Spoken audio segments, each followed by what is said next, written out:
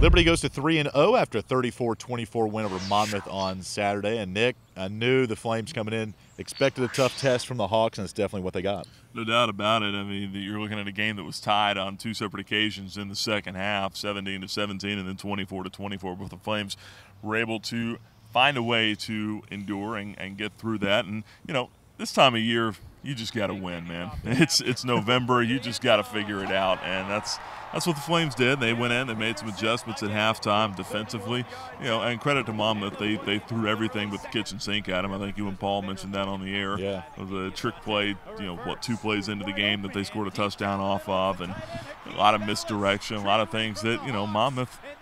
What reason do they have to conceal it anymore? So, you know, credit to them for coming down here and showing some heart. They weren't overwhelmed by the environment. They knew exactly what to expect. But, you know, credit to Liberty as well for finding a way to get by them.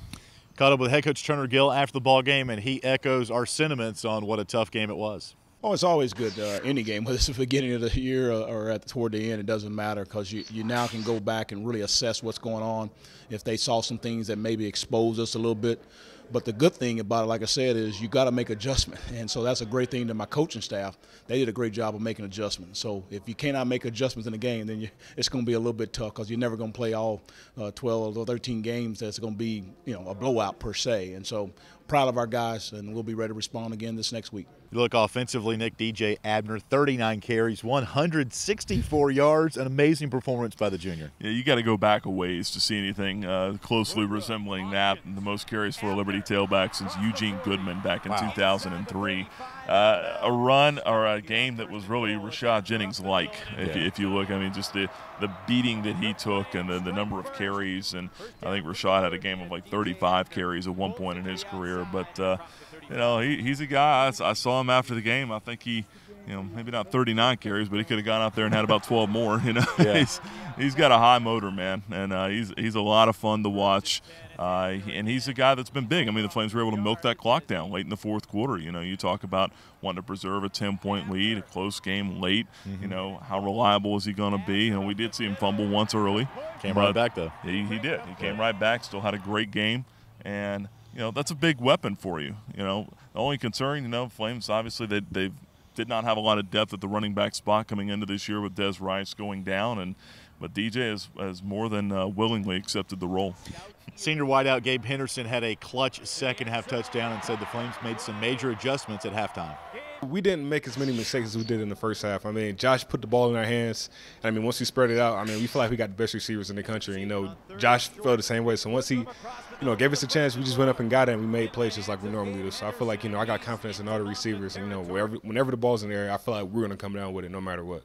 You know, defensively, Nick and Brandon Hill, a little bit elusive in the first half to get to, but the Flames ended up sacking him 4 times, a couple of key defensive stands in that second half. Yeah, there was one down in the north end zone where Jacob Hagan was able to get in and knock a pass down on third down and help Monmouth to a field goal at that point. And then another where Chimu's away, he came around with a big sack of Brandon Hill and forced the fumble that Liberty was able to come away with, and I think wound up inevitably scoring on that next drive. So a couple of huge stands there. Again, early on, Flames defensively were really pushed, gave up some big plays early in the ball game, but second half, to their credit, able to kind of flip things around there. And, you know, think about it this way, the Flames, with all this pass rush now, they have the top 2 sack leaders in the Big South Conference with Toby Onichi and Chimu Uzuehi. That's quite a test for offensive coordinators to have to prepare for going forward. You know, which guy you going to double team? And Toby had a pretty neat celebration on his sacks, too. Got the little jump shot. I didn't even notice that. He did it twice. Okay. Shooting it towards the student like section. But we caught up with Jacob Hagan after the ball game, and he said at first Monmouth did throw some wrinkles offensively, but as the game slowed down, the Flames sped up. Yeah, they definitely did, especially early on. They definitely did some different things. And, you know, when stuff like that happens, you still just got to stay together, rally, and play ball and play our defense. And especially in the second half, we definitely came out and did that.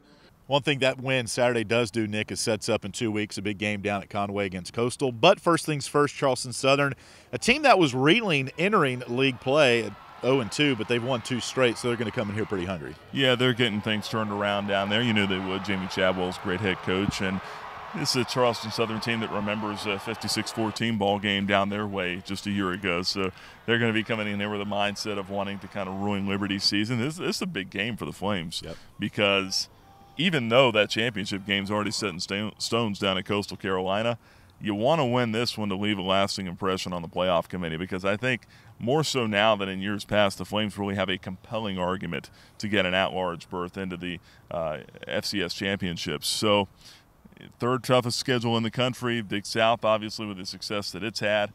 This is a big game to come out here and win, and then maybe you don't necessarily put all that pressure on you to go win down at Coastal Carolina. Certainly you're going to try for that, but you know, if you can win this one, I think the Flames are going to have a pretty good argument regardless of what happens down at Myrtle Beach. Liberty Flames have said they've had tunnel vision all year long, and that's exactly what we saw from them after the game on Saturday.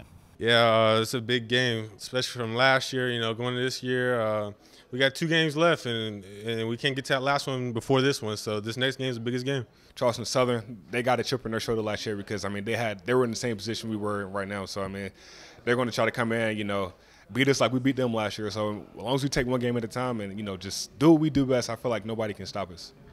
So that sets up our next game here Saturday, 3:30 with Charleston Southern. Don't forget, the first 10,000 fans get Sparky bobblehead dolls as you enter the stadium. For Nick Pierce, I'm Alan York for the Liberty Flames Sports Network.